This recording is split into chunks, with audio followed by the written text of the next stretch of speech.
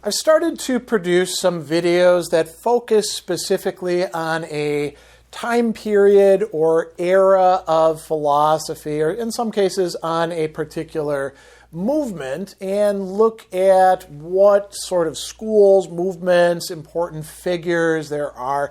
These are intended to help you as people interested in philosophy to get a handle on who you might want to read, study, check out, and where they figure into things. Now, this one is going to be about ancient Western philosophy. The ancient period is too long and too rich to try to do in just one video, so we're going to use the rise of Aristotle and his Lyceum as a convenient stopping point. Oftentimes, we'll talk about the stuff coming after that as Hellenistic and Roman imperial philosophy in the West. Now, it's a little bit anachronistic because Aristotle is working in the time after the fall of the Greek city-states. He's, a contemporary of his student, Alexander of Macedon. So, if you wanted to quibble, you could say, well, maybe he's also Hellenistic. But we usually associate that period after that. So we're going to look at what are often called the pre-Socratic philosophers, all the way up to Aristotle, including a few other people on the way that sometimes aren't called philosophers. And one of the very first things that we should point out is there wasn't agreement at the time on exactly what philosophy was or who's a philosopher. Many of these people who we're going to talk about didn't use that term philosophy. It's something that's applied to them retrospectively by later authors. The other thing that I think we have to really point out at the beginning as well is that with a lot of these different thinkers, we don't actually have anything like their complete works, and you might be surprised how little of them we actually have. Even with Aristotle, we know that he wrote a lot of works that we no longer possess. So, remember that. Also remember that when it comes to some of these figures, the fragments that we have are actually those things that are preserved in texts of later thinkers, which might include Aristotle or Cicero, Diogenes Laertes, Sextus Empiricus, pick whoever else you want. So all of that said, let's jump in and talk about ancient Greek philosophy. We are restricting it to people who were working within the Greek cultural sphere, writing in one of the dialects of ancient Greek. There are many other wisdom traditions that are around at the time, and we're not going to focus on them quite deliberately. Maybe someday we'll talk about them in another video. But for the moment, we just want to focus on the beginnings of early Greek philosophy. So typically, we call these the pre-Socratics. That's kind of a convention that came about largely because of 19th century German scholarship. Deals his Fragmente der Vorsokratiker, pre-Socratic. Socrates is often used as sort of a demarcation point and to denote a kind of shift in philosophy. So what's happening before that? Well, we get some schools or movements, you could call them, and then we get some individual philosophers who will play an important role but don't necessarily belong to a particular school, although some of them may give rise to schools of their own. So traditionally, we talk about the people from Miletus, the Milesian school, and sometimes these are called the physicists. So this would include somebody like Thales, who some people single out as, the first philosopher because he's got a metaphysical theory that everything is ultimately one kind of material that is water. We have a couple successors, Anaximander, Anaximenes, and they're all more or less, doing the same kind of project, but picking different material types of substance as the underlying stuff that we can investigate. And they're, if you look at the fragments that we have of them, they're not just interested in that. Thales has this reputation for investigating the heavens. According to the stories about him, he actually was able to predict a bumper olive crop, and then got all the presses. They were going to make oil with it, and hired them out, and made a lot of money doing that. He's also supposed to have fallen in a ditch and been made fun of for that because he was looking at the heavens. That's not that important. What's really important is the fact that later people who call themselves philosophers look at them as some of the earliest philosophers.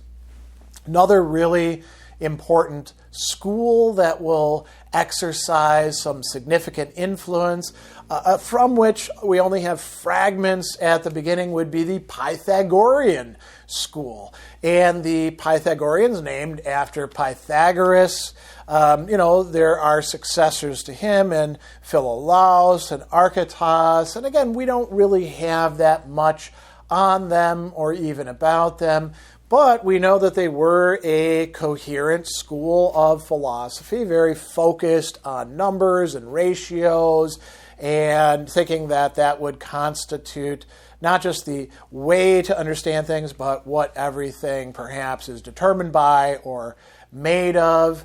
And the Pythagoreans are going to have a big influence on people like, say, Plato. Later on, we'll get Neo-Pythagoreans. So it's not as if their influence and their ideas ever really go away in the ancient period, but they're also not beyond, the time of Pythagoras going to be a really major school in the way that, say, the Platonists or the Aristotelians will be.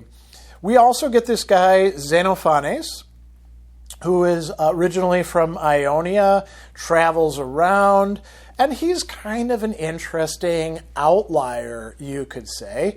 He's sometimes called the father of epistemology because he makes a distinction between knowledge and belief or opinion, which philosophers down to the 20th century, think about Karl Popper, he's a big fan of Xenophanes, will hearken back to. He also wrote a lot of satires or siloi that other people would take as models later on. He writes in terms of kind of skepticism. He also is quite interested in the nature of God, and he's rather skeptical about the traditional Greek conception of God, and he proposes some new ideas of his own, namely that there's one God, and God doesn't actually care about the universe.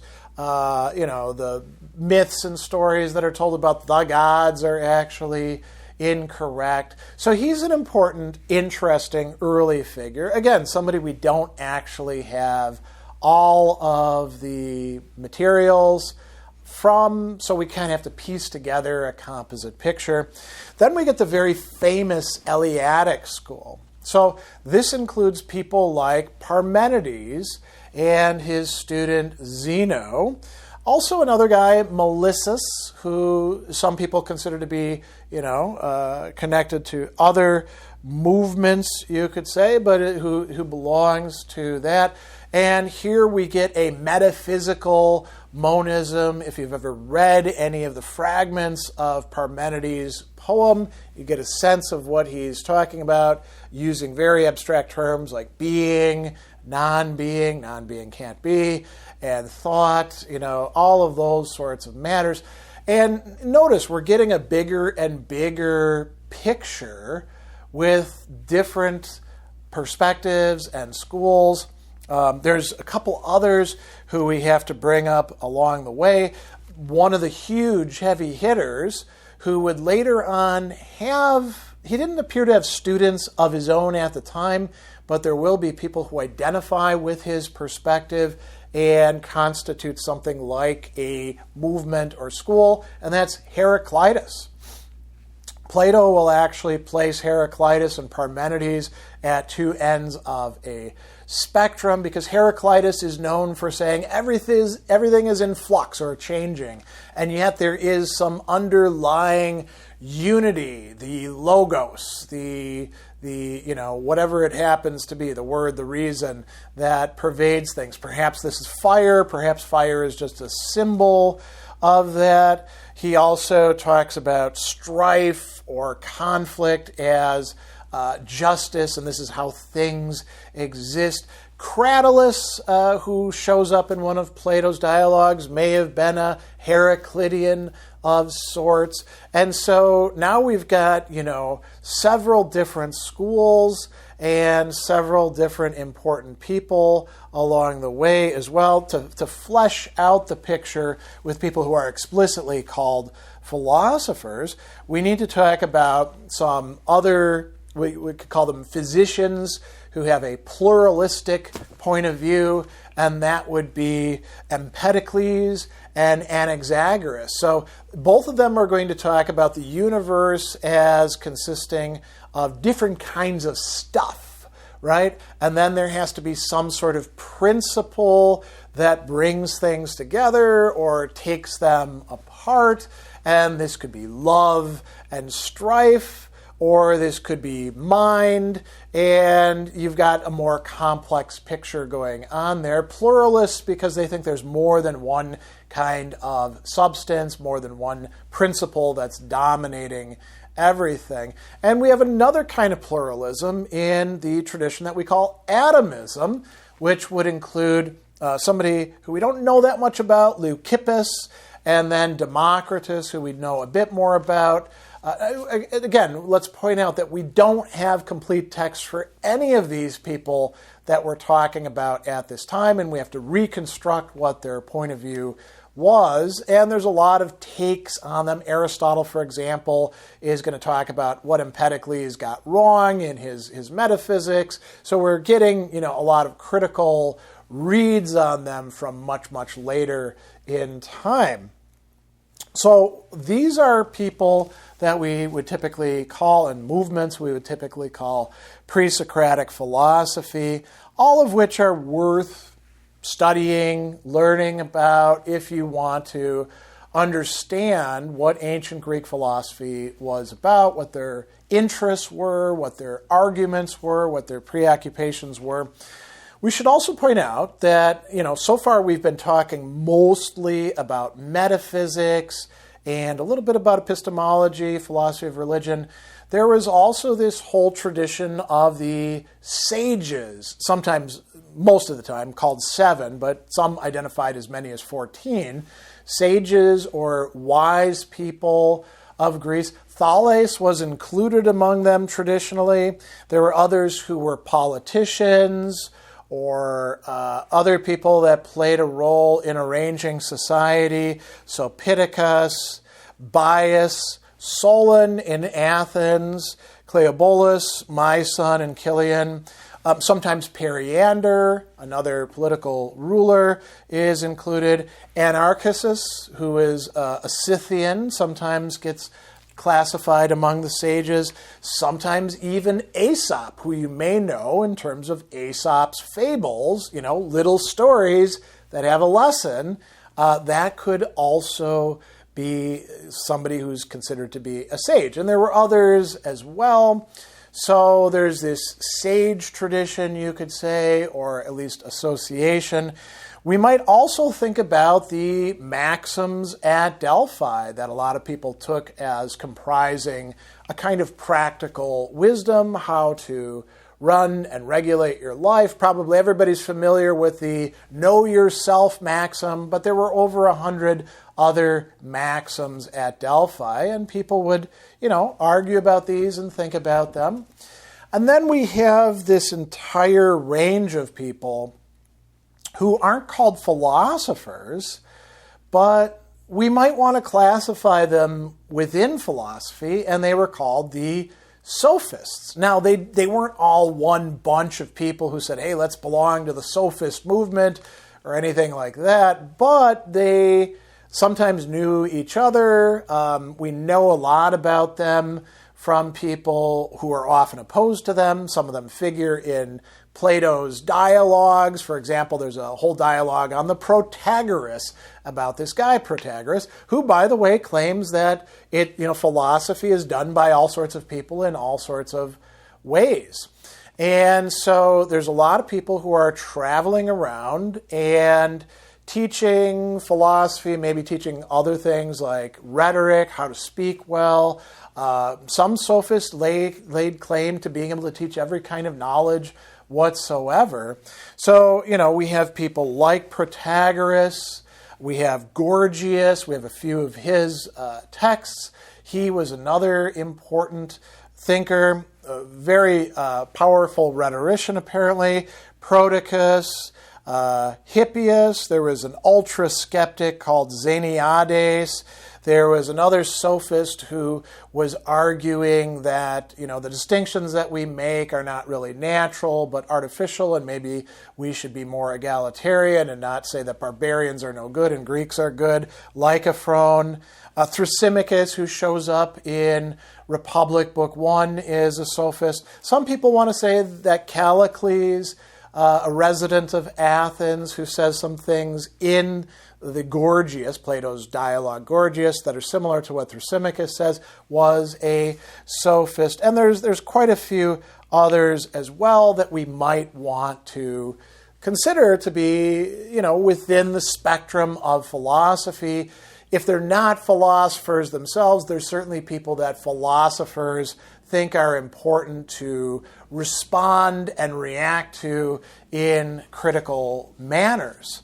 So that's starting to fill out the picture. Now we've got the definitely philosophers doing metaphysics, epistemology, philosophy of religion. We've got these practical figures. Maybe that's a kind of wisdom. We've got the sophists. We might also consider whether or not people who are in a clearly different discipline that is demarcated are themselves also philosophical or not. And by this I mean the early historians. Historia is the name for a certain kind of inquiry. We get Herodotus, who, admittedly, a bit more credulous in accepting testimonies, a little bit more mythological in some respects. And then we have Thucydides, who is somebody who writes about the Peloponnesian Wars, was a general himself, could be considered philosophical in certain respects. He's certainly important for political theory. He's got a different take to what he's doing, but there's some interconnections with philosophy there. And we might want to consider whether the medical traditions, which would include people like Hippocrates, could be philosophical as well. Now, that's an open question. Let's move ahead now to somebody who really changed the game, and that is Socrates, the citizen of Athens, who in some ways taught, certainly engaged in dialectic for a number of years in the city of Athens, and who had a number of different students. The most important and influential, as it turned out, was this guy, Plato, who incorporates Socrates into his dialogues. There is something that is called the Socratic problem, which I don't know that you have to worry too much about. And the question there is, how much of what Plato is attributing to Socrates is really from the historical person Socrates, and how much is Plato himself working ideas out on his own? Suffice to say, if we look at the other people that Socrates taught or inspired, there's a lot of different interpretations of Socrates possible, or what was really important about him, his message, right? So we have Socrates himself teaching, not writing anything down himself. And then we have a number of different students, admirers, friends of Socrates who spin off their own schools. Plato, we've already talked about. He writes a lot of important dialogues, some letters as well, founds a school called the Academy. And that is going to become one of the massively important schools of ancient philosophy long after the death of Plato himself. But there were other quite important Socratic schools and other followers of Socrates. So somebody who doesn't actually start a school but is definitely worth reading is Xenophon, another military guy who has a certain take on Socrates that in some respects may be more faithful than Plato's. We don't really know. We have theories about this. Certainly, it's a different picture of Socrates. And he's also interested in other matters. He writes some historical works, like, the Anabasis. He writes other things that have to do with other figures, like the education of Cyrus. So Xenophon is somebody definitely worth checking out. But there's others as well that I think we would want to consider. And among these is Antisthenes, who is, at least in some people's view, the founder of the school of Cynicism, another very important ancient philosophical school. Maybe that Diogenes was a student of Antisthenes. It may be that Diogenes actually is the founder of Cynicism. We don't really know. But the traditional view is that Antisthenes was a student of Socrates, focused on virtue being the only good, simple living, all of those sorts of ideas, and then went further with that direction so that Diogenes could be called a Socrates gone mad. And that winds up becoming a very important philosophical tradition for the later times that we'll talk about in another video.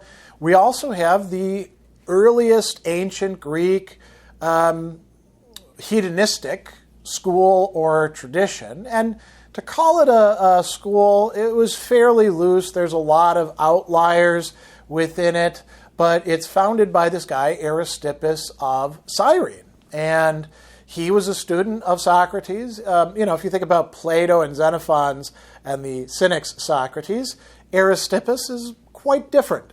The goal of life is to have as pleasant a life with as little pain as possible. But that is an important philosophical tradition. And we know some things about him and his followers, who included, by the way, his own daughter, Arete, who then taught a later student, Aristippus, her son. So there's like a lot of that going on. But there's other Cyrenaics as well. We can talk about the Megarian school established by Euclid in Megara, which was very interested in logic and dialectic. They were interested in virtue as well and considered virtue to be a unity. Probably were influenced by the Eleatic school and their metaphysical monism. And we know that they made some important developments and advances in logic and dialectic, but unfortunately we don't have any texts by them, any more than we have by Aristippus or the early Cynics.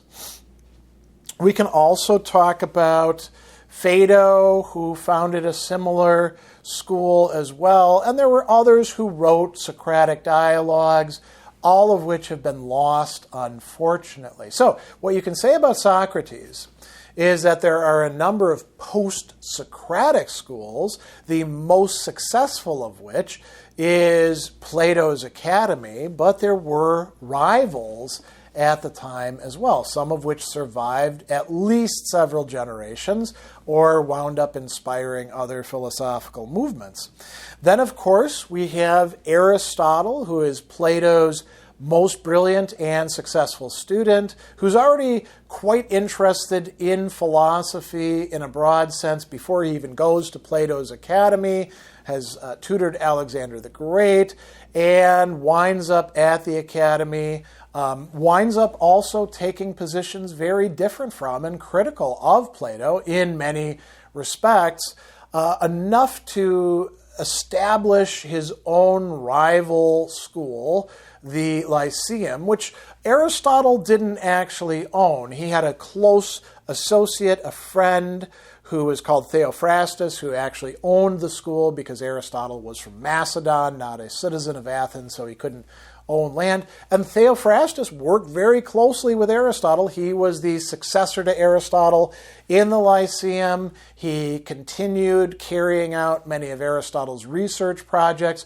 So, for example, Aristotle has parts of animals, Theophrastus parts of plants. Aristotle and his students engaged in studies of over 200 Greek city-states constitutions, all of which we've lost except for the Athenian constitution. Theophrastus has a similar project looking at the laws of all of these city-states as well. So you've got the Aristotelian or Peripatetic school, the Lyceum, you've got Plato's Academy, you've got the Cynics over there, you've got the Megarians, you've got the Cyrenaics, and all of them are to some degree rivals of and in sometimes conversation with each other. We should also point out that there's a strong rhetorical tradition that has some philosophical weight to it at certain points in time. So, certainly in terms of political philosophy, we have Demosthenes, who is, we've got a lot of his works, essentially arguing that the Greeks need to line up against Philip of Macedon. We've got Aeschines, another important person at that time, and probably the most interesting, Isocrates, who has his own school of rhetoric that appears to have been kind of a rival, not just to other rhetoricians, but to Aristotle's Lyceum, in part because Aristotle taught rhetoric, among other things. So we've got this vast panoply of different figures.